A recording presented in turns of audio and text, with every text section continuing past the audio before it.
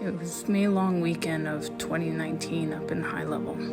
We were low on NCOs, so I ended up working nights all weekend for coverage, and we started watching this fire south of town.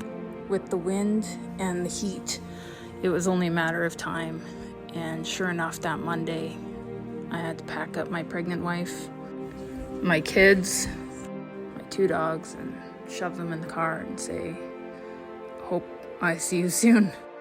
And yeah, then we started the evacuation.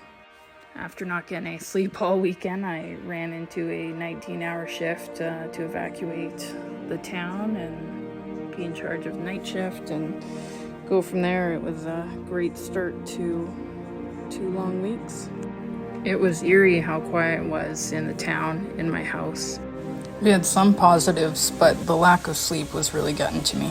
They unintentionally forgot about us in the food department for night shifts, so I had no food, no sleep, and a whole lot of PTSD. I was worried about my team, worried about my wife, worried about my family, but in reality, I was not good. As time went on and I got less and less sleep, things just got darker.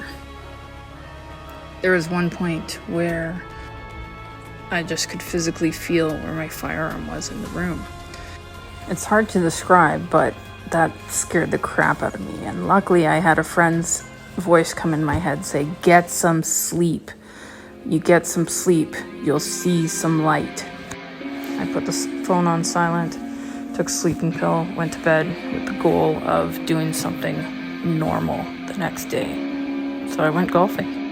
The coolest thing was once I got there, I noticed that there was a line that went over the golf course where the trouble in town ended and peace began.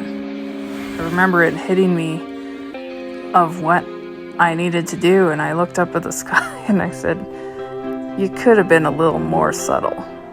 But that's how driving Foreward was born. I was so close, and it would have been so easy for me to lose the battle. But it was in that time that I realized I experienced that for a much bigger purpose. That purpose is to help my fellow military and first responders not get to that point.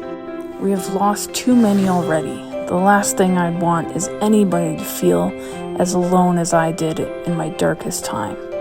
So together, we're helping our heroes get back on course. A huge thank you to all the men and women that helped keep our community safe during that time. I'd especially like to thank our chief, Rodney Schmidt, and Terry Justman.